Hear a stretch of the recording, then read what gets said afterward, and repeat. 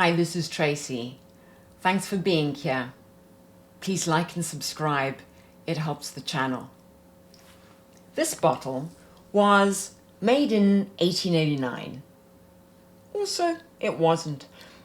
Guerlain Jicky was created in 1889 by Aimé Guerlain. It's the oldest fragrance still in continuous commercial production, which is the party fact that will most reliably clear a room, but in a good way.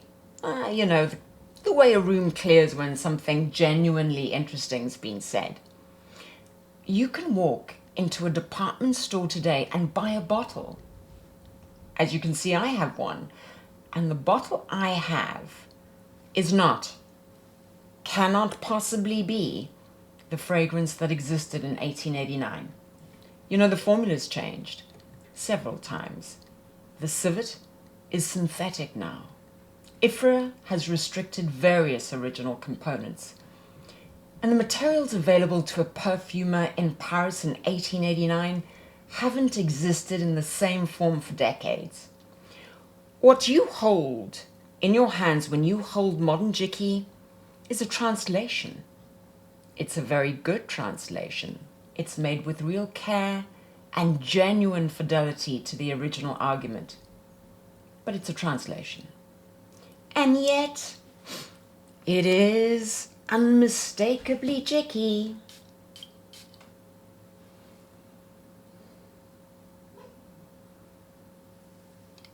This specific combination of lavender and coumarin and something animalic and austere. It has a quality of being simultaneously powdery and unsettling, like an elegant person who's just said something slightly strange. But the argument persists. While the materials have changed, the argument still persists. And so that is the ghost. It's present, but not quite there. Every fragrance in your collection is doing a version of this on a shorter timescale. And I suspect most of us don't think about it. Fragrance degrades. This is basic chemistry, and it's completely inevitable. Oxygen breaks down aromatic compounds, oxidation, and it starts the moment you open the bottle. The top notes go first, the most volatile, the most chemically unstable. That bright citrus opening from day one becomes flat, a little muted, a ghost of itself. The heart shifts. Some notes deepen, some turn slightly sour, some quietly disappear. The base notes survive the longest, sometimes becoming richer as everything settles around them, sometimes just becoming stale. It really depends on the composition, the storage, and a certain amount of luck. Heat accelerates this. Light accelerates this.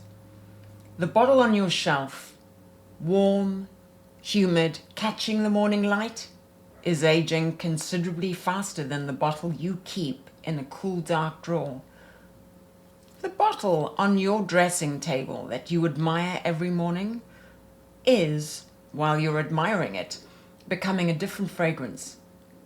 This is not a comforting fact. I'm sorry.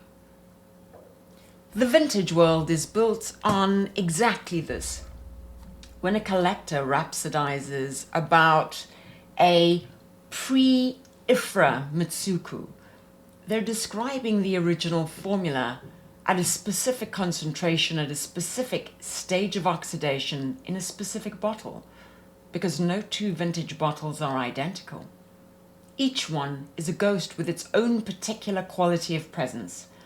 The bottle someone raves about might be perfectly preserved specimen, or it might be an oxidized version that has developed secondary characteristics through degradation, the way a wine develops complexity through age. Both are real. Neither is the original. The original no longer exists.